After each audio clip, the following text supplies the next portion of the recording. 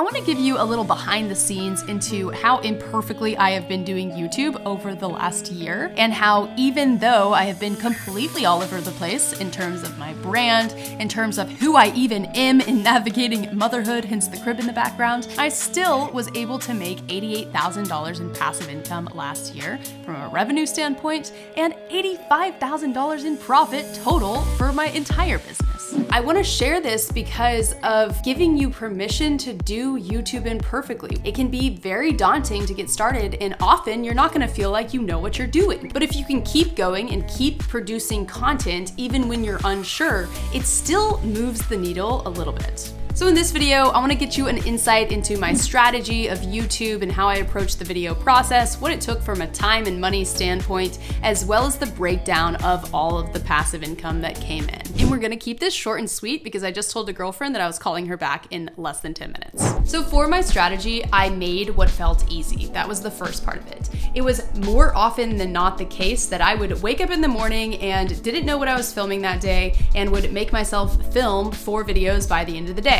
Or if anything, maybe I had planned the content the day before, which if you know anything about YouTube, they all say, the more you plan, the better it is. I wasn't doing that. Now, from a quick human design standpoint, I am very spontaneous and in the moment, and when I spend forever scripting a video, because I have an open throat, I just go back the next day and want to change everything. So I have found that this is the best creation strategy for me that actually feels easy. I'm actually doing the exact same strategy today, and this is my 4th video. Now, the one thing that I did do well, which I have to give myself credit for, is that every single video that I created did have a goal behind it. I was either promoting a webinar, an affiliate link, an offering that I came up with, or I was aiming to get discovered in search to have more people coming my way. Which if you saw last week's YouTube video, you know that search is basically dying on YouTube, and that is one way to kill your channel. More on that in a future video. So overall, that was my strategy. Not super specific.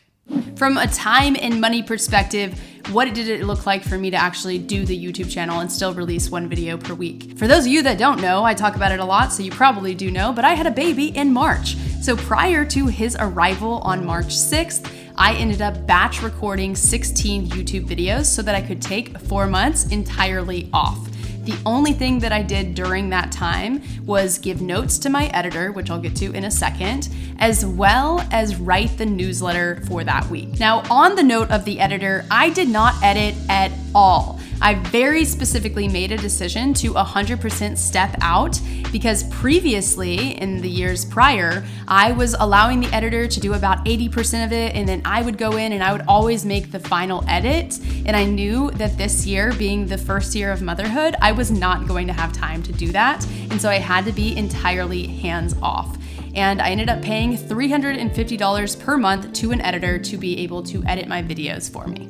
Now let's talk about the numbers and how the passive income actually broke down. So the first section is my online course, which was on evergreen selling in the background. Someone would watch the webinar and they would have a certain window of time to join the course for a discounted rate, and then they would have an onboarding sequence that would go out, and then I would show up for 1 monthly coaching call a month.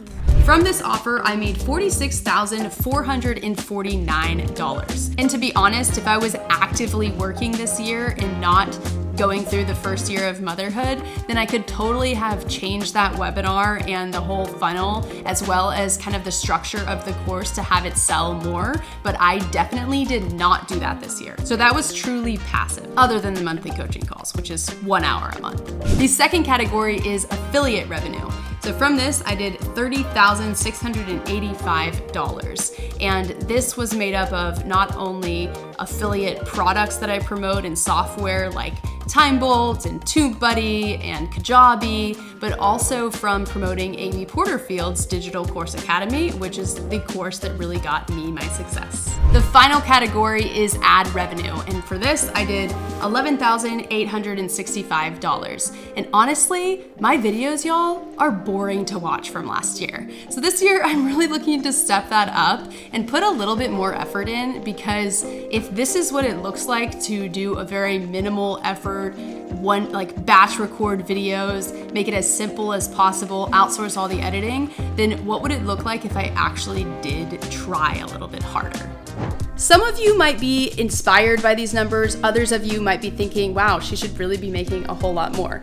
For example, I saw another creator, Modern Millie, shout out to her, create a video on how she made $300,000 passive income in 2022.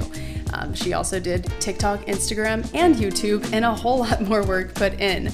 So I just wanted to kind of share these numbers, no matter how you perceive it, and the work that went in behind the scenes to really show you what's possible, even if you do it imperfectly. And if you want to learn how to make passive income on your business, then go ahead and check out this video here. Thanks for watching, and I'll see you in the next one.